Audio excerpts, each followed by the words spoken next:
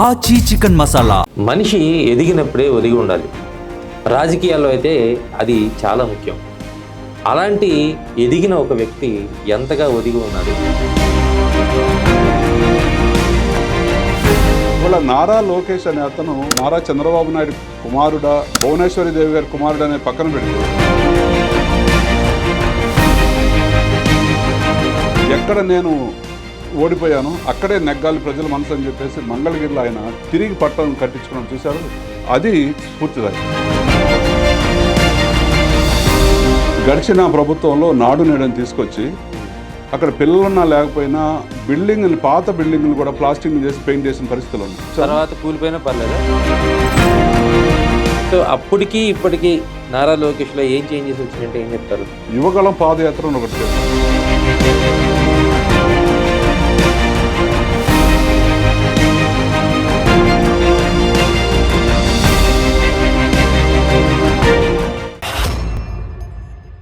మనిషి ఎదిగినప్పుడే ఒదిగి ఉండాలి. రాజకీయాల్లో అయితే అది చాలా ముఖ్యం. అలాంటి ఎదిగిన ఒక వ్యక్తి ఎంతగా ఒదిగి ఉన్నాడు? తనకు అప్పగించిన శాఖను ఎంత సమర్థంగా నిర్వహిస్తున్నారు అనే అంశాన్ని తెలుసుకునేందుకు చేస్తున్నటువంటి ప్రయత్నం ఇది. ఎందుకంటే విద్యాశాఖలో అనేక సమస్యలు, అనేక సవాళ్ళు ఉన్నాయి.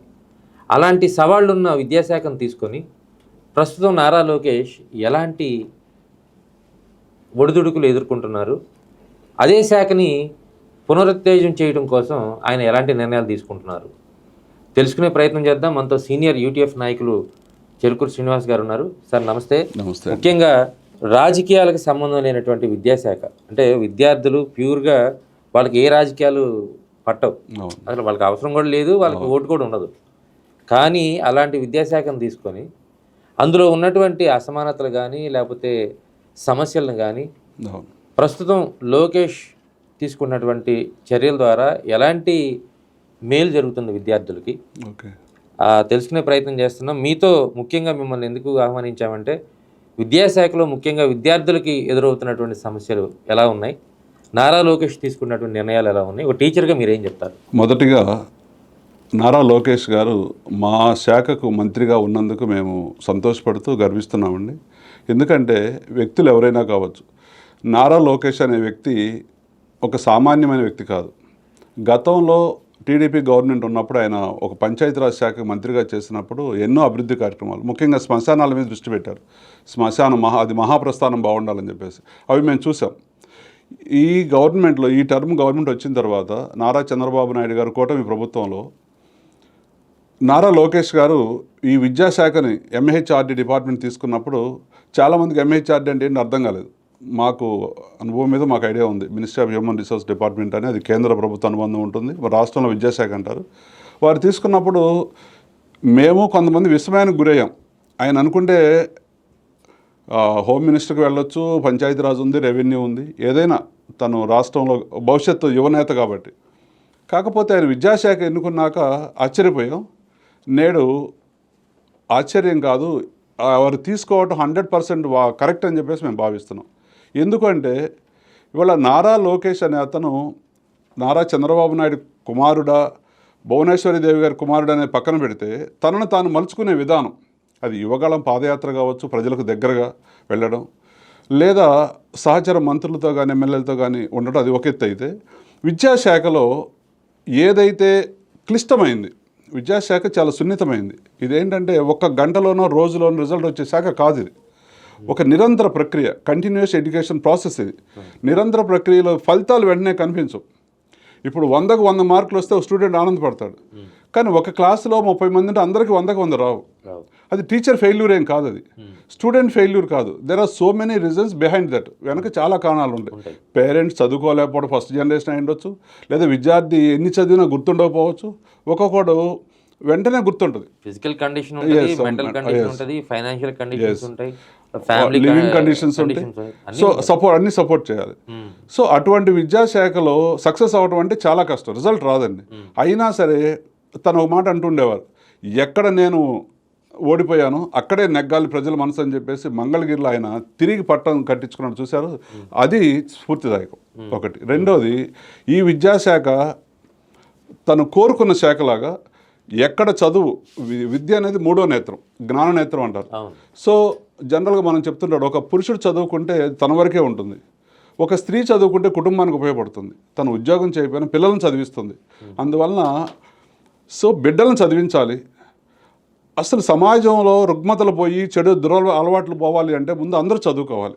మన వాళ్ళు పెద్దవాళ్ళు చెప్తుంటారు, నువ్వు ఒకరోజు సంతోషంగా ఉండాలంటే హ్యాపీగా తినేసి పడుకో, అదే ఒక 6 నెలలు సంతోషంగా ఉండాలంటే చిన్న బిజినెస్ చేసుకోవచ్చు, చిన్న వ్యాపారం చేసుకోవచ్చు. ఒక సంవత్సరం అంటే ఒక పంట వేసుకోవచ్చు, 10 ఏళ్ళు అంటే ఒక ఫ్రూట్స్ ఫీల్డ్ వేసుకోవచ్చు. కానీ ఒక జీవితకాలం సంతోషంగా ఉండాలంటే చదువుకోవాలి. అటువంటి లక్ష్యంతో నారా లోకేష్ గారు విద్యా వ్యవస్థను ప్రక్షాళన చేయడం కోసం ఈరోజు రాష్ట్రంలో విద్యాశాఖ మంత్రిగా ఎన్నో వినూత్న ఆవిష్కరణలు చేస్తూ అందరి జనరల్గా సమాజంలో 100% ఎవరు యాక్సెప్ట్ చేయరండి. 100% యాక్సెప్ట్ చేస్తే ఆయన భగవంతుడు అయిపోతాడు. సో మనిషికి 60% మార్క్స్ పడ్డా కూడా 90% వచ్చినట్టే. ఇవాళ ఆయన చేస్తున్న సంస్కరణలు చాలా బాగున్నాయి. మేమైతే ఇవాళ చిన్నవి ఈ చిన్న సమస్యలు ఎప్పుడూ ఉంటాయి. వారు వచ్చిన తర్వాత గత ప్రభుత్వంలో ఏదైతే ప్రైమరీని హై స్కూల్లో మెర్జ్ చేసి సరిగా ఫెసిలిటీస్ లేకుండా పిల్లలు అటు ఇటు కాకుండా ఇబ్బంది పడి దూరంగా చాలా సమస్యలు మాకు ఫస్ట్ నుంచి అనుకునేవాళ్ళం. ప్రతి గ్రామంలో ఒక మోడల్ ప్రైమరీ స్కూల్ ఉండాలి, అక్కడ 5 టీచర్లు ఉండాలి, ఒక హెడ్ మాస్టర్ ఉండాలి. ఆ టీచర్స్కి వేరే యావిగేషన్ లేకుండా చదువు మీదే ప్రతి పిల్లవాడు తెలుగు కానీ ఇంగ్లీష్ కానీ లెక్కలు కానీ సైన్స్ కానీ పట్టుదలతో చదువుకొని దాని మీద వాడికి పట్టుదల ఉండాలి, మినిమం లెవెల్స్ ఆఫ్ లెర్నింగ్ రావాలని మేము ఎప్పుడు ఈ 30 సంవత్సరాల సర్వీస్లో ఎప్పుడు ఛాన్స్ వచ్చినా మాకు మోడల్ ప్రైమరీ స్కూల్ ఇవ్వండి అని అడుగుతూ ఉండేవాళ్ళం. ఒకసారి అయితే నేను వట్టిచెరుకురు మండలంలో పనిచేసేటప్పుడు ఊళ్ళో ఒక డిఓ మేడం వచ్చారు. ఆ మేడం నాకు అంతకుముందు పరిచయం, డైట్ కాలేజ్ ప్రిన్సిపాల్గా చేశారు. మేడం మాది ఎలిమెంటరీ స్కూల్ హెచ్ఎంగా చేస్తున్నాను ఇక్కడ, నాకు ఇంగ్లీష్ మీడియం సెక్షన్ ఇవ్వండి అంటే లేదమ్మా శ్రీనివాసు అది హై స్కూల్కి అయితే ఇస్తాం మీకు లేదన్నారు. మేడం పునాది మాది కదా మేడం, మేము పునాది వేస్తేనే కదా హై స్కూల్ ఫీడింగ్ ఉండేది అని అడిగినా కూడా లేదు అవసరం అక్కడ వీలు కాదన్నారు. అంటే పనిచేసే వాళ్ళం ఏంటంటే పేద విద్యార్థి కూడా కార్పొరేట్ చదువుకోవాలి మా దగ్గర, మేము కష్టపడి చదువుకొని వచ్చాం. సో మేము కూడా భావితరాలకు అందించాలి. ఇవాళ చూస్తున్నప్పుడు లోకేష్ గారిని మంత్రిగా చూస్తున్నప్పుడు వారి యొక్క నిడమర స్కూల్ని మోడల్ స్కూల్ చేయడం కానివ్వండి, ఇవాళ వారు తీసుకున్న ప్రతి స్టెప్ ఇంతకుముందు తల్లికి ఇంతకుముందు జగనన్న విద్యా కానుకలు, ఇప్పుడు తల్లికి వందనం అందరికి ఇవ్వడం కానివ్వండి, ఇప్పుడు బ్యాగ్ విషయాలు కానీ షూస్ కానీ యూనిఫామ్ కానీ ఏదైనా ప్రతి విషయంలో క్లియర్ కట్గా ఇలా ఉండాలి. విద్యా వ్యవస్థలోనే రాజకీయం అనే మాటే ఉండకూడదనే విధంగా ఎస్ డెఫినెట్గా ఎస్ ఆయన ఉద్దేశం కూడా అదే. విద్యాలయాలు వేరు రాజకీయాలు వేరు. ఎందుకంటే ఆయన ఒక స్కూల్కి వచ్చినప్పుడు జనరల్గా మా ఎంఈఓను డిఈఓ వచ్చినప్పుడు కూడా మా సీటు వారికి ఇచ్చి మేము పక్కన కూర్చుంటాం. కానీ వారి పాలసీ ఎలా ఉంటుందంటే మీ సీట్లో మీరు కూర్చోండి, నేను పక్క సీట్లో కూర్చుంటానని వారు ఇచ్చే గౌరవం అనేది అందరిని ఆశ్చర్యపరిచింది. అది కుటుంబంలో నుంచే ఆ పెంపకంలోనే ఉంటుంది. సార్ మీకు ఈ మధ్య ఒక కొత్త బాధ్యత ఒకటి ఉంది, అంటే మీరు యూటీఎఫ్ నాయకులుగా ఎంతసేపటికి మీ హక్కులు, టీచర్స్ హక్కులు, మీ సమస్యలు ఇవే మీరు ఏకరువు పెడతా ఉంటారు. రెండు ఉంటాయండి. దాదాపుగా చాలా మంది ఏంటంటే మా ప్రయోజనాలు ఏంటి అనే అంతవరకు ఆలోచిస్తారు. కానీ విద్యార్థుల సమస్యలు చాలా ఉన్నాయి. విద్యార్థుల సమస్యలు స్కూలింగ్ దగ్గర నుంచి మీకు కాంపౌండ్ వాళ్ళ దగ్గర నుంచి వాళ్ళ క్లాస్ రూమ్స్ దగ్గర నుంచి చాలా వర్స్ట్గా ఉంటాయి పరిస్థితులు. అసలు అవేమన్నా మెరుగుపడిన పరిస్థితి ఉందా ఈ గడిచిన ఈ 2 దశాబ్దాల కాలంలో? గడిచిన ప్రభుత్వంలో నాడు నేడని తీసుకొచ్చి అక్కడ పిల్లలున్నా లేకపోయినా పాత బిల్డింగ్లు కూడా ప్లాస్టింగ్ చేసి పెయింట్ చేసిన పరిస్థితులు ఉన్నాయి. సరే అవన్నీ కాంట్రాక్టర్ల కోసం చేశారనేది కొంతమంది వాదన. సో మేబీ అయి ఉండొచ్చు. అయితే మేము కోరుకున్నది ఏంటంటే డైలాప్డ్ కండిషన్లో ఉన్న బిల్డింగ్స్ తీసేసి కొత్త రూమ్స్ కట్టమన్నాం. వాళ్ళు ఏం చేశారంటే ఉన్నదానికి పెయింట్స్ వేసి మెరుగులు దిద్ది మేము నాడు నేడని చూపించారు. సో అది ప్రజలు ఏం చేశారని చూసారు. తర్వాత కూలిపోయినా పర్లేదా? అదేనండి మేము కూడా అంటే ఆ సిచ్యువేషన్ లో ఉన్న స్కూల్స్ కూడా ఉన్నాయండి. ఇప్పుడు మేము గతంలో అమరావతి మండలంలో పనిచేసినప్పుడు ఒక స్కూల్ డైలాప్డ్ కండిషన్ లో ఉందని కూడా మేము పెట్టాము. తర్వాత దానికి జస్ట్ పైన ప్యాచ్ వర్క్లు చేసి పెయింట్ వేసి నాడు నేడు చూపించిన పరిస్థితులు కూడా ఉన్నాయి. ఎందుకంటే చిన్న పెచ్చు పుడితేనే పిల్లవాడి దెబ్బ తగిలితే హెడ్ మాస్టర్ని సస్పెండ్ చేయని రోజుల్లో బిల్డింగ్ని ఎవరు పట్టించుకోవాలి? కన్సర్న్ ఇంజనీరా, లేదా హెడ్ మాస్టరా, ఎంఈఓనా, లేకపోతే ఎవరికి వాళ్ళు తుడిచిపెట్టుకుపోతున్నారు. కానీ వ్యవస్థని కాంక్రీట్గా చేద్దామన్న ఆలోచన చాలామంది తక్కువ మందికి ఉంది. కానీ ఈరోజు ఆ వాతావరణం మారింది అనుకుంటున్నాం మేము. ఈరోజు ప్రస్తుత విద్యాశాఖ మంత్రి నారా లోకేష్ గారు వారు చెప్పే దానిలో కూడా ఏంటంటే మీ పాఠశాల ప్రతిదీ అప్లోడ్ చేయండి. ఇప్పుడు ఇవాళ కొత్తగా బడిని దత్తత తీసుకోవడం, బడి దత్తత కార్యక్రమం ఒకటి తీసుకొచ్చారు. ఎవరైతే అక్కడ ఉన్న సమస్యలను ఆన్లైన్లో పెడతాము, సో మీరు ఏదైతే చేయగలరు, పిల్లవాడికి ఒక డెస్క్ ఇవ్వగలరా, లేకపోతే పిల్లవాడికి బుక్స్ ఇవ్వగలరా, లేకపోతే రూమ్ కట్టించగలరా, మీ పేరు మీదనే. అది మన చంద్రబాబు నాయుడు గారు చెప్పినట్టుగా పీపీపీ పద్ధతి లాగా. సో ప్రైవేట్ వ్యక్తులు డొనేషన్, ఇప్పుడు మనం ఓల్డ్ స్టూడెంట్ అయితే ఎస్ మన స్కూల్కి కానీ లేకపోతే నాకు నచ్చిన స్కూల్కి అవును నేను డొనేట్ చేస్తాను, నేను 10 బెంచీలు ఇస్తానంటే ఇవ్వచ్చు. ఇప్పుడు మేము తాటికొండ మండలం రావెల్ స్కూల్లో చేసామండి. అక్కడ పూర్వ విద్యార్థి సంఘం గట్టిగా ఉంది, కొన్ని లక్షల వాళ్ళు పోగు చేశారు. అప్పుడు ఆ కన్సర్న్ ఎంపీ గారు, ఎమ్మెల్యే గారి ద్వారా కొంత నిధులు తీసుకొచ్చి స్కూల్ ఎక్సలెంట్గా చేశారు. అలా ఫస్ట్ బాబు గారు ఏదైతే జన్మభూమి ప్రోగ్రాంలో స్ఫూర్తితో చేసేవాళ్ళు ఉన్నారు, ఇప్పుడు మన విద్యాశాఖ మంత్రి గారు కూడా రీసెంట్గా దాన్ని తీసుకొస్తున్నారు. శ్రీనివాస్ గారు, ఇప్పుడు అసలు ఒక విద్యాశాఖలో స్కూల్ జోన్ దగ్గర తీసుకుంటే ఏ శాఖలు బలంగా పనిచేయాలి? ఇప్పుడు మనం విద్యాశాఖ రంగానే నారా లోకేష్ గారి మీద బాధ్యత పెట్టేస్తున్నాం. అవును, కానీ దానికి అనుసంధానంగా పౌర సరఫరాల శాఖ పనిచేయాలి. అవునండి. ఎస్సీ ఎస్టీ సాంఘిక సంక్షేమ హాస్టల్లో ఆ శాఖ R&B పనిచేయాలి. అవునండి. తర్వాత గృహ నిర్మాణ శాఖ పనిచేయాలి. అవునండి. ఇన్ని చేస్తే విద్యాశాఖ బాగుపడుతుంది. అవును, ఏ ఒక్కటి గాడి తెప్పినా కానీ మళ్ళీ సమస్యలే. ఎందుకంటే వాళ్ళకి ఆహారం కావాలి, అవును, వాళ్ళకి ఎగ్స్ సప్లై చేయాలి, వాళ్ళకి బిల్డింగ్స్ ఉండాలి. అవును, ఇది మనకి హాస్టల్స్కి.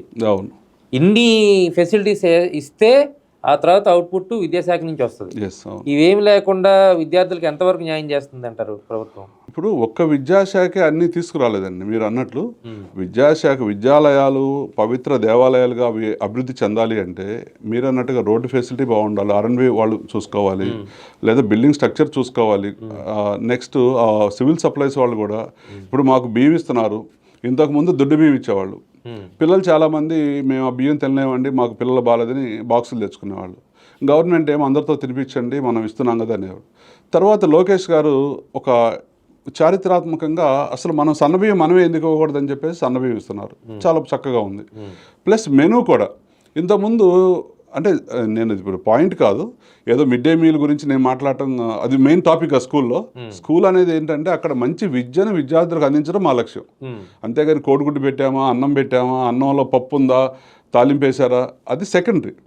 కానీ ఇవాళ రోజుల్లో ఏమైపోయిందంటే మా పనులన్నీ కూడా టీచర్ నుంచి హాస్టల్ వార్డెన్ కన్వర్ట్ అయిపోయినట్టుగా ఉదయం వచ్చిన దగ్గర హాజరు వేసుకోవటం, పిల్లలు ఎంతమంది వచ్చారు, వాళ్ళకి ఏం కావాలి బియ్యం ఇచ్చుకోవటం. సార్ నేను ఒక చిన్న పాయింట్, ఇప్పుడు మీరు మీ టీచర్ వృత్తికి సంబంధించిన అంశం చెప్పారు, మా డ్యూటీ ఇంతవరకే అని. అసలు పిల్లవాడికి హెల్త్ బాగకుండా, వాడు ఆకలి తీరకుండా మీ దగ్గరకు చేంజ్ అవుతాడు, తల్లిదండ్రులు పట్టించుకోవాలి కదండి. తల్లిదండ్రులు లేని స్కూల్స్ ఉన్నప్పుడు సోషల్ వెల్ఫేర్ దాంట్లో హాస్టల్స్, వాళ్ళకి ఏ తల్లిదండ్రులు ఉన్నారు, వాళ్ళు పట్టించుకునే పరిస్థితి ఉండదు కదా. అక్కడ కన్సర్న్ ఆఫీసర్సే పట్టించుకోవాలండి, వాళ్ళే చూసుకోవాలి. వాడు సరిగ్గా అన్నం పెట్టకపోతే స్కూల్లో సరిగ్గా చదువుకోలేడు కదా. అవునండి, మా దగ్గర ఎంతో మంది ప్రేయర్ టైంలోనే కింద పడిపోయే వాళ్ళు ఉంటారు. ఉదయం టిఫిన్ చేయకుండా వచ్చి మేము తెప్పించిన రోజులు ఉన్నాయి పిల్లలకి టిఫిన్లు. ఎందుకంటే వాడు బాగుంటేనే మేము క్లాసులో పాఠం చెప్పగలం. కాదు, మీరు అన్నట్లు ఏంటంటే అన్ని వ్యవస్థలు సమీకృతంగా పనిచేస్తేనే విద్యార్థి ప్రశాంతంగా చదువుతాడు. ప్లస్ అలాగే మేము కూడా ప్రశాంతంగా వాడికి చదువు నేర్పడానికి అవకాశం ఉంటుంది. మా డ్యూటీ మేము చేసుకోవాలి. లేకపోతే మీరు ఎంత టాలెంటెడ్ టీచర్ అయినా వాళ్ళు చెప్పే వాళ్ళకి కడుపు నిండినోడికేమో బాగా అర్థమైంది. అవునండి, అవును. అర్ధాకలతో వచ్చినోడికేమో మనసు దాని మీదే ఉంటుంది. అవును, తినలేదని హెల్త్ బాగోదు కదా. అవును. సో అలాంటి పరిస్థితుల్లో మీరు విద్యని పట్టించుకోవాలి, ఒక టీచర్గా మీరే వాళ్ళ కడుపు కూడా చూడాలనేది తాజాగా వస్తున్నటువంటి ఒక చర్చ. ఓకే, ప్రభుత్వ సర్వీసులో ఉన్నప్పుడు అదే డ్యూటీలో ఉన్నాం కాబట్టి కొన్ని చేస్తున్నామండి. ఇప్పుడు యాజ్ ఏ హెచ్ఎంగా మా పిల్లలకి ఎంత రైస్ ఇవ్వాలి, ఎన్ని గుడ్లు ఇవ్వాలి, ఎన్ని చిక్కీలు ఇవ్వాలి, అవి ఇచ్చుకుంటూ మళ్ళీ మా సిలబస్ కవర్ చేసుకుంటూ మా లెసన్ ప్లాన్ రాసుకుంటూ మళ్ళీ ప్రభుత్వం ఇచ్చిన ప్రోగ్రామ్స్ అన్ని సక్సెస్ చేసుకుంటూ మేము ముందుకు వెళ్తూ ఉన్నాం. మీరు ఇందాక నాడు నేడు ప్రోగ్రామ్ గురించి చెప్పారు, దాంట్లో చాలా వరకు స్కూల్స్ ఊరికే పై షో చేశారు. అవునండి. ఇంకా శిథిలమైపోయినటువంటి స్కూల్స్ కానీ వాటిని మరమ్మతులు చేయాలా, లేకపోతే వాటిని మళ్ళీ రీకన్స్ట్రక్షన్ చేయాలి. ఏ పరిస్థితులు ఉన్నాయి సార్ స్కూల్స్? అసలు ఉన్నాయండి. ఇప్పుడు అసలు విషయం ఏంటంటే గతంలో పిల్లలతో సంబంధం లేకుండా నిధులు ఖర్చు పెట్టారండి. అక్కడ 10 మంది పిల్లలు ఉంటారు, 20-30 లక్షలు ఖర్చు పెట్టారు. అంటే పిల్లల రేషియోకి అక్కడ పెట్టిన ఎక్స్పెండిచర్ సంబంధం లేదు. కానీ నిజంగా ఎక్కడ అవసరం, ఎక్కడ మనం కన్స్ట్రక్షన్ చేస్తే పిల్లలకు బాగుంటుంది అనేది కాంక్రీట్గా తీసుకోవాలి. ఇవాళ చాలా కొన్ని ప్రాంతాల్లో ఇవాళ ఏమైపోయింది, మొన్నటిదాకా మెర్జ్ చేసిన స్కూల్ మళ్ళీ బ్యాక్ చేసి మోడల్ ప్రైమరీ స్కూల్ చేశాక కొన్ని స్కూళ్ళు పిల్లలు లేకుండా అలా నాడు నేళ్లు చేసినవి ఆ పెయింట్లతో అలా ఆగిపోయింది. అక్కడ మీరు యూటీఎఫ్ తరఫున మీరు రిప్రజెంటేషన్ ఇవ్వచ్చు కదా మంత్రి గారికి, సార్ ఇట్లా ఉన్నాయి, శిథిలమైపోతా ఉన్నాయి భవనాలు. మా రాష్ట్ర నాయకుల ద్వారా మామూలుగా మేము ఇప్పుడు అడ్మిషన్ క్యాంపెయిన్ పెట్టాం నెక్స్ట్ ఇయర్కి. మా యూటీఎఫ్ ద్వారా పిలిపించాం. ఇప్పుడు ఉపాధ్యాయులందరూ కూడా ఇప్పుడు మరలా మీరు బడికి చేర్చుకోవడానికి క్యాంపెయిన్ చేయమని, సాయంత్రం పూట మధ్యాహ్నం తర్వాత బడిని మనం కాపాడుకోవాలి. మా స్లోగన్ కూడా అదే, అధ్యయనం. మీకన్నా ప్రైవేట్ స్కూల్స్ వాళ్ళు బాగా అడ్వాన్స్గా ఉంటారండి. వాళ్ళకి టార్గెట్ ఓరియంటెడ్గా ఉంటుంది. మేమేమో ఫిక్స్డ్ జాబ్స్లో ఉన్నాం కదండి. అంటే గవర్నమెంట్ మీద మాకు నమ్మకం, మా గవర్నమెంట్ మమ్మల్ని తీసేరని. వాళ్ళకి ఏంటంటే ఈ సంవత్సరం మీరు 10 అడ్మిషన్ చేస్తేనే నీకు ఇంక్రిమెంట్ వేస్తామంటారు. అలా మా మీద వేస్తే మళ్ళీ మేము పోట్లాడతాం కదా, మేమే పోట్లాడతాం. మరి మీది బాధ్యత కదా సార్? బాధ్యతేనండి. ముందు మేము కూడా సేఫ్ జోన్లో చూసుకోవాలి కదా. మేము 30 సంవత్సరాల నుంచి ఉద్యోగం చేస్తున్నాము, ప్రభుత్వాలు మారుతుంది. పిల్లలే లేని స్కూల్కి మీరు టీచర్గా ఉన్నా, హెడ్ మాస్టర్గా ఉన్న ఉపయోగం లేదండి. ఎప్పుడు మేము అలా అనుకోమండి. మేము పిల్లలు పెరగాలనే కోరుకుంటాము, పిల్లల్ని పెంచడం కోసమే కృషి చేస్తాం. అదే టార్గెట్స్ ఇస్తే మళ్ళీ మీరే ఇబ్బంది పడతారు. చేస్తున్నామండి, ఎందుకంటే ప్రభుత్వంలో ఉన్నాం కాబట్టి. మనసులో ఏదైనా నిందించుకున్నా చేస్తూనే ఉన్నాం, చేయటానికి తపన పడుతున్నాం. లోకేష్ గారి అంశమే వస్తే సార్, మొన్న ఇటీవల కాలంలో అంటే అన్నీ బాగా చేస్తున్నారు, కానీ ఎక్కడో లోపం అనేది బయటపడతా ఉంది. ఇది మనకి గవర్నమెంట్ స్కూల్స్లో సార్ మైలవరంలో ఒక చిన్న ఇన్సిడెంట్ జరిగింది. చిన్నది కాదు, చాలా పెద్దది, కానీ ఆయన చాలా చిన్నదిగా చెప్పారు. వార్నింగ్ కూడా చిన్నగానే ఇచ్చారు సార్. పిల్లలకి భోజనం సరిగ్గా లేదు అని చూసాను సార్ నేను. ఆ తర్వాత అంటే ఇలాంటివన్నీ స్కూల్స్లో జరుగుతుంటాయి, కానీ ఆయన దృష్టికి వచ్చిన తర్వాత, మంత్రిగా నారా లోకేష్ దృష్టికి వచ్చిన తర్వాత ఆయన వ్యవహరించిన తీరు, టీచర్స్ కూడా కొన్ని బాధ్యతలు అప్పచెప్పారు.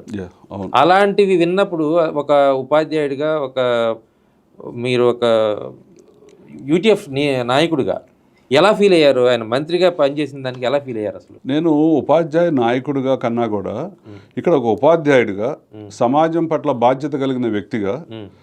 సమాజం అంటే ఏంటి? అందరి వ్యక్తుల సమూహం. సమాజంలో నేనొక్కడినే బాగుంటే మిగతా వాళ్ళు ఏడుస్తూ ఉంటే అది సమాజం కాదు. నా పక్క వాళ్ళు బాగుండి వాళ్ళతో పాటు నేను కలిసి ఉండాలని కోరుకుంటాను, కానీ నా కడుపు నింపుకొని పక్కవాడు ఆకలితో ఉంటే అది ఎవరూ ఒప్పుకోరు. మా పాఠశాలలో కూడా మేము పిల్లలందరూ భోజనం చేయాలి, వాళ్ళు బాగుంటేనే మేము హ్యాపీగా భోజనం చేస్తాం. చాలామంది టీచర్లు అదే పని చేస్తున్నారు. వ్యవస్థలో ఊరన్నాక ఒకళ్ళిద్దరు ఉంటారన్నట్టు ఊరందరిది ఒక దారి, ఉలిపి కట్టిది ఒక దారి అని సామెత ఉంది. అలాగే ఇప్పుడు మొన్న ఫస్ట్ మేము మామూలుగా జనరల్గా ఈ వ్యవస్థలో రాష్ట్రంలో ఎక్కడెక్కడ చిన్న చిన్న జరుగుతూనే ఉంటాయి. కాకపోతే మేము అది చూసిన తర్వాత మాకు అర్థమైంది ఏంటంటే, ఇది కేవలం పిల్లల తల్లిదండ్రుల దగ్గర నుంచో పిల్లల దగ్గర నుంచో వచ్చినటువంటి కాదు. అది పిల్లల ప్లేట్లో చక్కగా పులిహోర కనిపిస్తుంది, చట్నీ కనిపిస్తుంది. అక్కడ పిల్లల్ని ఎవరో ఏదో మెస్మరైజ్ చేసి మేము అడుగుతాం ఇలా చెప్పడం అన్నట్టుంది. కానీ పిల్లలు ఇప్పుడు మా దగ్గరికి వస్తారు, సార్ దాంట్లో చిన్న పురుగు వచ్చిందనో, లేకపోతే రాయి వచ్చిందనో, వెంట్రుకు వచ్చిందనో మమ్మల్ని అడుగుతారు. అమ్మ తీసుకుంటే మేము చెప్తామని. ఇప్పుడు మేము రోజు టేస్ట్ చేసేటప్పుడు చూస్తాం, ఏదైనా కారం ఎక్కువైనా ఉప్పు ఎక్కువైనా వాళ్ళకి చెప్తామండి. మారితే మార్చుకుంటారు, లేదంటే మా ఎంఈఓ గారి ద్వారా మళ్ళీ మీటింగ్ పెట్టి మార్చాల్సి ఉంటుంది. పొలిటికల్ ప్రెజర్స్ ఉన్నా కూడా మాకు పిల్లలే క్షేమం ఇంపార్టెంట్ అంతే. అలాంటి పరిస్థితి వాళ్ళకి ఏ హెల్త్ ఇష్యూ వచ్చినా ఫస్ట్ సఫర్ మా దగ్గరికి వస్తుంది. మా డబ్బులు, అవును, మేము పేరెంట్స్ అందుబాటులో ఉంటారని మా జేబుల్లో డబ్బులు ఖర్చు పెట్టి ఎంతోమంది టీచర్లు ఎక్కడ బయటికి రావు ఇవన్నీ. మా సొంత బిడ్డల కన్నా ఎక్కువగా మేము డ్యూటీ చేస్తామండి. ఎందుకంటే ఆ వృత్తి అలాంటిది, టీచర్ వృత్తి అలాంటిది అంటారు కదా, తల్లి తండ్రి తర్వాత సెకండ్ పేరెంట్స్ మేము. ఇక వాళ్ళకి పగలంతా మేమే పేరెంట్స్. అందుకనే ఆ విద్యాశాఖ అంటేనే నారా లోకేష్ గారికి అంత ఇష్టం. మాకు కూడా ఉపాధ్యాయులుగా మేము గర్వపడుతూ ఉంటాం. కాకపోతే అక్కడ జరిగిన సంఘటనలో అక్కడ ఏదో జరిగింది, ఎవరిదో ఇన్ఫ్లుయెన్స్ జరిగింది. టీచర్స్ కూడా కాదు అది. అక్కడ మరి బయట హెడ్ మాస్టర్ గారికి తెలియకుండా బయట వాళ్ళు లోపలికి ఎలా వచ్చారు? పిల్లలందరూ కూర్చొని లేరు, బయట పట్టుకొని నుంచొని మాకు అన్నం బాగాలేదు, గుడ్డు బాగా ఉడకలేదు అనేది అక్కడ ముందు చెప్పేస్తున్నారు, బకెట్లో పడేస్తున్నారు. మేము పనిచేసిన పాఠశాలలో కూడా అన్నం ఎక్కువ పెట్టించుకొని కొంచెం మిగిలితే పడేస్తారండి.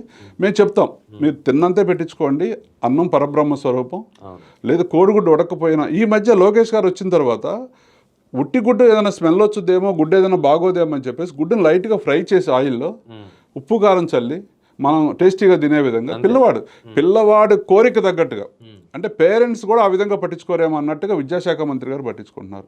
ఒక రైసే కాదు, మెనూ ఇచ్చి వాడికి ఇంత పప్పు వాడాలి, ఇన్ని కూరగాయలు వాడాలి, ఇంత గుడ్డు ఇలా ఉండాలని. మరి మేము కూడా ఈరోజు నా పాఠశాలలో నాది డ్యూటీ నేను టేస్ట్ చేశాను ఇవాళ. శుక్రవారం మా పాఠశాల ఇద్దరికి ఉంటుంది. చేశారా? నేను చేశాను. నేను చేసి రిపోర్ట్ రాశాను. ఈరోజు rice, tomato curry, egg curry taste good అని పెట్టి మా హెచ్ఎం గారికి, మా ఎంఈ గారికి ఫార్వర్డ్ చేశాను. అంటే మాకు హై స్కూల్లో ఏంటంటే హై స్కూల్ హెచ్ఎం డిడిఓ గారు ఉంటారు, మా గ్రూప్లో పెట్టేసి బాగుందని. ఎందుకు పెట్టాను, నాలాగే ఇంకో స్కూల్లో ఇంకో టీచర్ కూడా చూడాలి.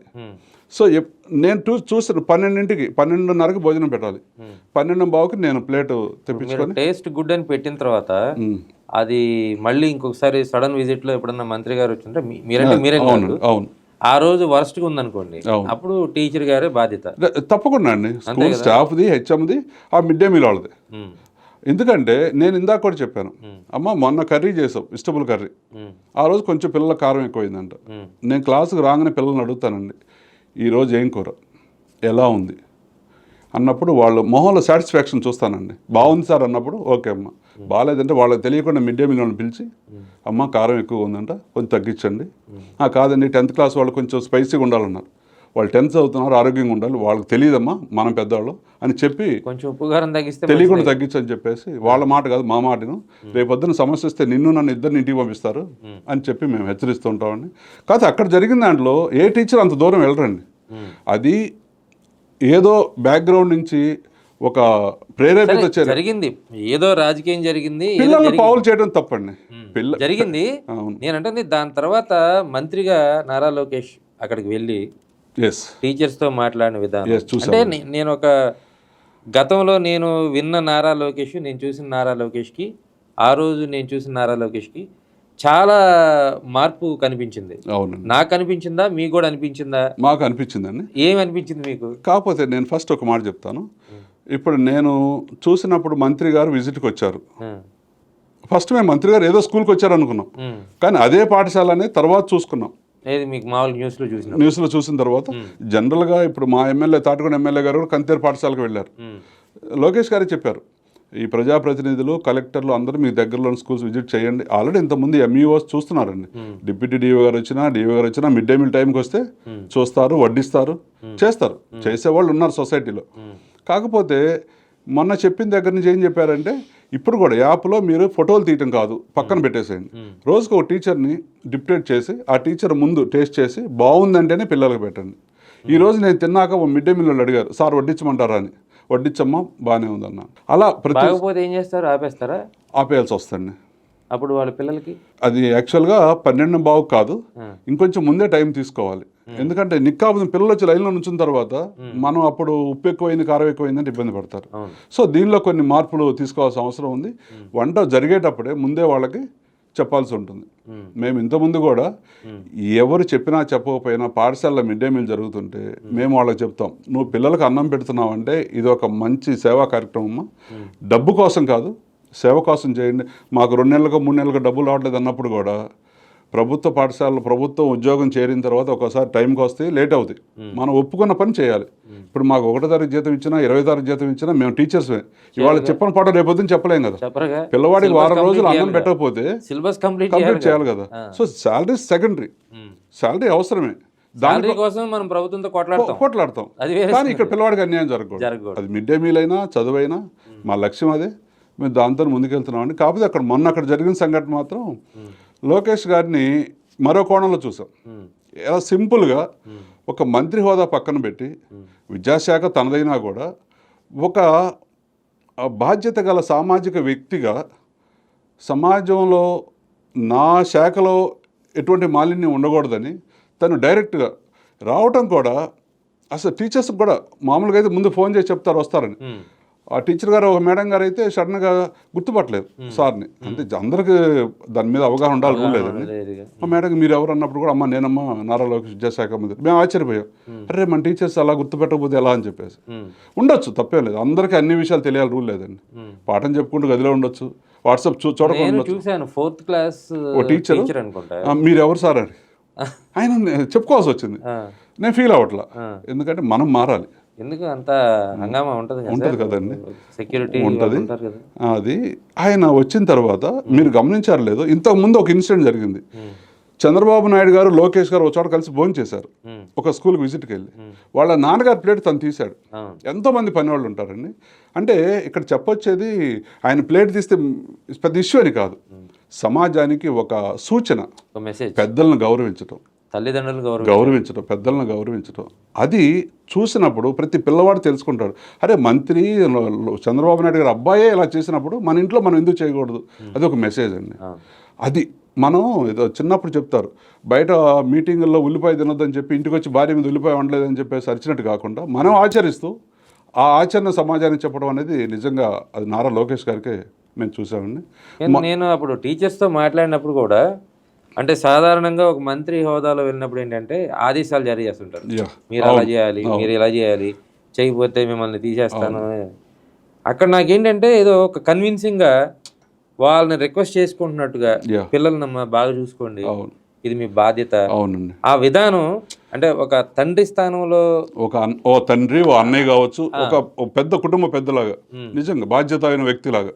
అక్కడ ఒక పిల్లవాడిని కూడా దగ్గర తీశాడు, తీసి వీడు కూడా నా కొడుకు లాంటోడేనమ్మా, అవును చెప్పాడండి, మంచిగా చూడాలని. ప్లస్ మీరు గమనించారు లేదు, మినిస్టర్ గారు వచ్చారంటే ఏదైనా కొత్త ప్లేటో లేకపోతే వేరే ప్లేట్ తెచ్చివచ్చు, కానీ వారు చేసింది కొంతమందికి అది విడ్డూరంగా అనిపించవచ్చు, కానీ పిల్లవాడు తిని ప్లేట్ అక్కడ ఉంది, వాడి చేతిలో ఉంది, ప్లేట్ ఇయ్యమ్మా అన్నాడు, ఆ ప్లేట్లో పెట్టించుకున్నాడు. అమ్మ నేను కొంచెం తక్కువ తింటున్నానని చెప్పేసి కొంచెం పెట్టించుకొని కూర వేయించుకొని టేస్ట్ చూసి మళ్ళీ ఆ ప్లేట్ తను స్వయంగా కడిగి. అంటే ఎందుకు అంటున్నానంటే నారా లోకేష్ అనే వ్యక్తి మంత్రి లేకపోతే వాళ్ళకి ఆస్తి ఉందని పక్కన పెడితే హ్యూమన్ బీయింగ్ మనం పాటిస్తూ 10 మందికి ఎలా నేర్పాలనే దాంట్లో అది అందరూ చూస్తారండి.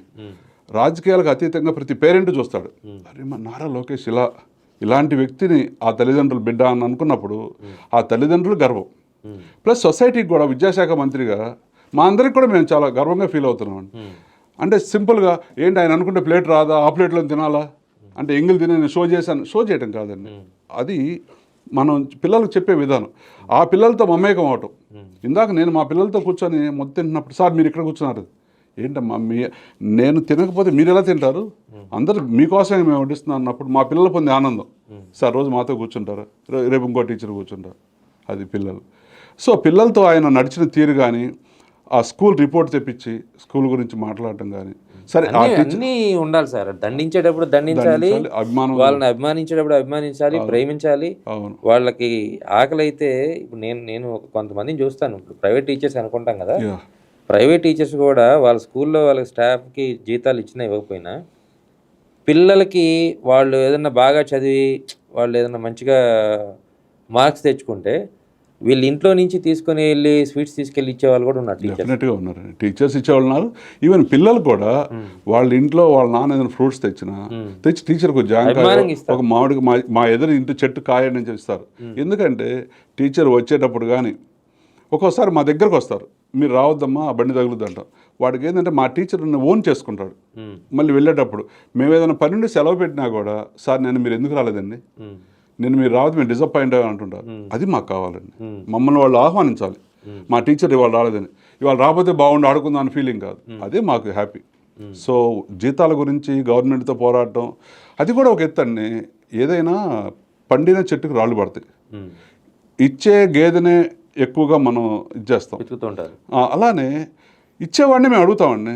చంద్రబాబు గారు అంటే మేము 30 ఏళ్ళు అయిందండి నేను సర్వీస్లోకి వచ్చి, మా నాన్నగారు టీచరు, అంతకుముందు నేను ఒక 20 ఏళ్ళు చూశాను. సో ఎప్పుడు కూడా ఉపాధ్యాయుల జీతాలు చాలా అరకొరగా ఉంటాయి. ఏదో అంతకుముందు లేక బడిపంతులు అనేవాళ్ళు, ఇప్పుడు బడిపంతులు బాగున్నారన్న ఫీలింగ్లో వచ్చినా చంద్రబాబు నాయుడు గారు ఒక టర్మ్లో 43% ఫిట్మెంట్ ఇచ్చినప్పుడు ఉపాధ్యాయ జీతాలు పెరిగినాయండి. అది సంఘాలు మేము పోరాటం వల్ల వచ్చారా, లేకపోతే రాష్ట్రం బైఫర్కేట్ అయిన తర్వాత కూడా ఇది లోట్లో ఉన్న రాష్ట్రంలో కూడా ఆయన ఇచ్చారు. అంత గొప్ప మనసు అయింది. సో మాకేంటంటే ఆయన మీద ఒక నమ్మకం, 4 సార్లు అడిగితే ఇస్తారు. సో ఇవ్వనాళ్ళు మేము ఎటు కూడా పోయినసారి మాకు ఫిట్మెంట్ అన్నారు, 20 అన్నారు, 27 అన్నారు, 23 అన్నారు, హెచ్ఆర్లను తగ్గించారు, మేమేం మాట్లాడలేకపోయాం. ఎన్ని బీఆర్టీసీ ఉద్యమాలు చేసినా మీరు ఆ అధినేత ఇవ్వాలనుకుంటే ఇవ్వడం తప్పితే మేము ఎంత చేసినా అవునండి, మా వాళ్ళకు కూడా అంత ఇది ఇవ్వలేదు. కానీ బాబు గారి మీద మాకేంటంటే ఒక నమ్మకం. ఇప్పుడు ఏపీ ఎన్జిఓస్ నాయకులు ఉన్నారు. సో పోయినసారి పోగొట్టుకున్న దాన్ని ఎక్కడ పోగొట్టుకున్నాం అక్కడ ఎత్తుక్కోవాలన్న ఆలోచనలో ఉన్నాం. మేము జీతాలు ఇచ్చినా తగ్గించినా పెంచినా మా డ్యూటీ మాత్రం మేము పిల్లలు మాకు ముఖ్యం. లోకేష్ గారి ప్రస్తావన ఇందాక మనం ఆ స్కూల్లో ప్లేట్ కడిగిన సందర్భం ఆపాము. ఆ తర్వాత ఆ టీచర్స్తో కూడా వాళ్ళు కోఆర్డినేట్ చేసినప్పుడు, లేకపోతే మీరు రోజు ఒకళ్ళు టేస్ట్ చేయడం అని చెప్పినప్పుడు, ఏం టీచర్స్ ఏమన్నా దీన్ని ఒక బాధగా ఫీల్ అవుతున్నారా, బాధ్యతగా ఫీల్ అవుతున్నారా అని? అదే చెప్పాను కదండి, సొసైటీలో ఏంటంటే ఇది మాకు టీచర్ వృత్తి వార్డెన్ వృత్తి అని అనుకున్నా కూడా, కానీ ఆ పిల్లవాడు అనేది మా టార్గెట్. ఇప్పుడు ఇంతకుముందు టీచర్ సెంటర్ ఎడ్యుకేషన్ ఉండేది, అంటే ఉపాధ్యాయుడు చెప్పిందే వేదం. తర్వాత ఏమైందంటే సో మెనీ ప్రిన్సిపల్స్ మారిపోయినాయి, సిస్టమ్స్ మారిపోయినాయి. చైల్డ్ సెంటర్ ఎడ్యుకేషన్ వచ్చింది. పిల్లవాడు శిశు కేంద్రిత విద్య అంటారు. అంటే పిల్లవాడు దృష్టిలో పెట్టుకొని వాడికి ఇప్పుడు ఇంట్రెస్ట్గా ఉంటేనే వాడికి ఆట అంటే ఆట, పాట అంటే పాట. ఇప్పుడు మేము చదువు చెప్తూ ఉంటాము, సాయంత్రం 3 అవుతుంది, సార్ ఒక కథ బెటర్ అంటారు ఐఐపి ప్యానల్. వాళ్ళ కోసం కథ పెడతానండి, ఒక మోరల్ స్టోరీ పెడతాను, ఓ తండ్రి కొడుకు కోసం పడే తపన పెడతాను, ఓ స్నేహితుల మధ్య ఉండే బంధం ఏంటో పెడతాను. ఆ స్టోరీ ద్వారా నేను పాఠం చెప్తాను. వాళ్ళు కథ అనుకుంటారు, నేను వాళ్ళకి జీవిత కథని చెప్తాను. అలా మేము ప్యానల్స్ వాడుకుంటాం. ఇందాక లోకేష్ గారిలో చాలా మార్పు వచ్చింది అని అనుకున్నాం. అవును, కానీ ఎన్నికలకి ముందు, అంటే మీకు రాజకీయాల సంబంధం లేకపోయినా ఇప్పుడు చూస్తుంటాం కాబట్టి 2024కి ముందు లోకేష్ని బాడీ దగ్గర నుంచి బాడీ షేమ్ చేయడంతో పాటు మైండ్ గేమ్ కూడా ఆడేవాళ్ళు బాగా. అవునండి.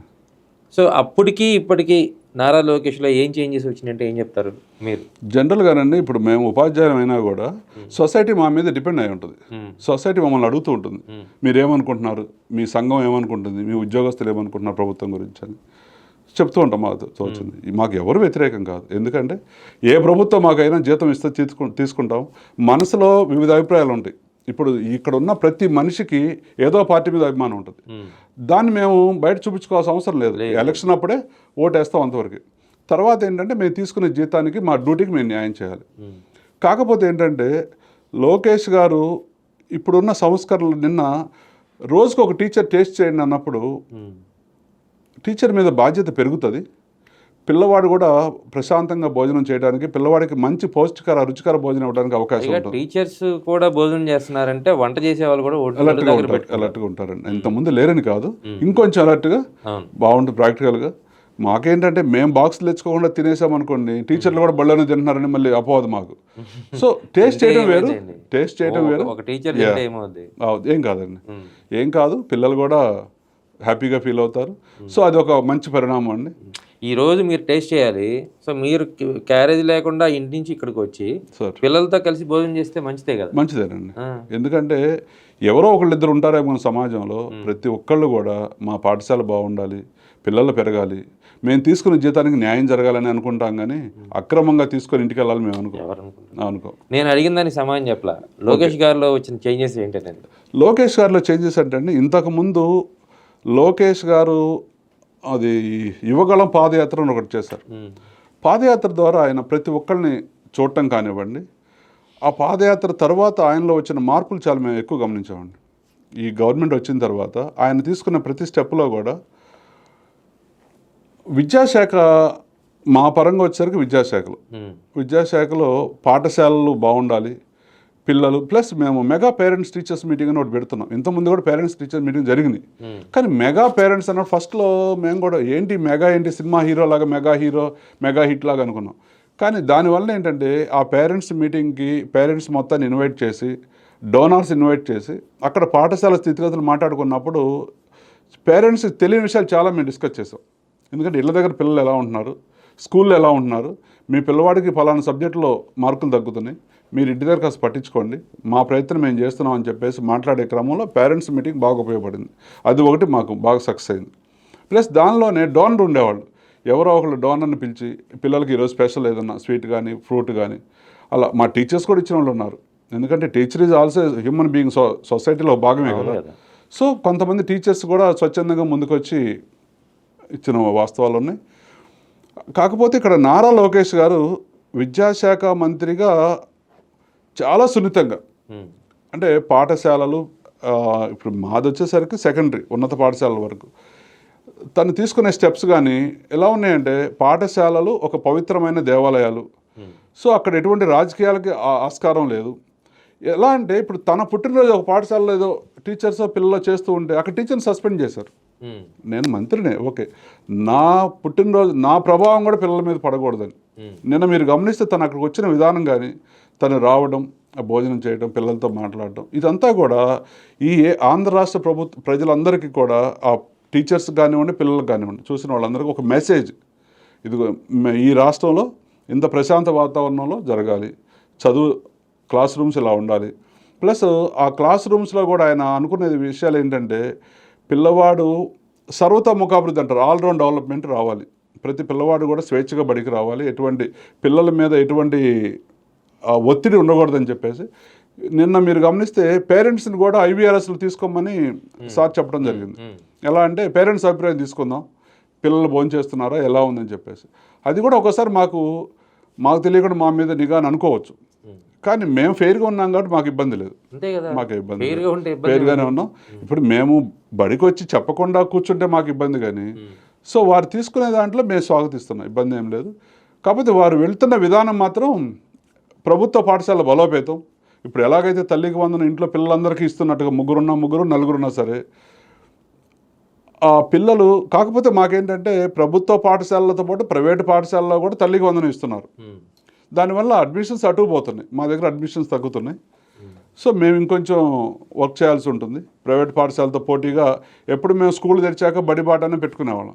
మేము కూడా మార్చి ఏప్రిల్లోనే మళ్ళీ పేరెంట్స్తో కలవాల్సి వస్తుంది. ఎందుకంటే మీరు స్కూల్స్ ఓపెన్ చేసిన తర్వాత వెళ్తే లేరండి, జరుగుతుంది.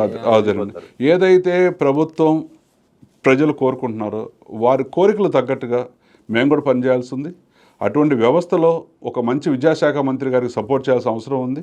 సో మా జీతాలు అనేది మేము ఎప్పుడు నిరంతరం మా DL కానీ PRC ఉంటాయి, కానీ దానికోసం ఈ ప్రక్రియలో మేము ఎక్కడ కూడా రాజీ పడే పనే లేదు. మా పాఠశాలను మేము కాపాడుకుంటాం, మా ఉద్యమాలు మేము చేస్తాం. పిల్లల భవిష్యత్తు మాకు టార్గెట్ అండి.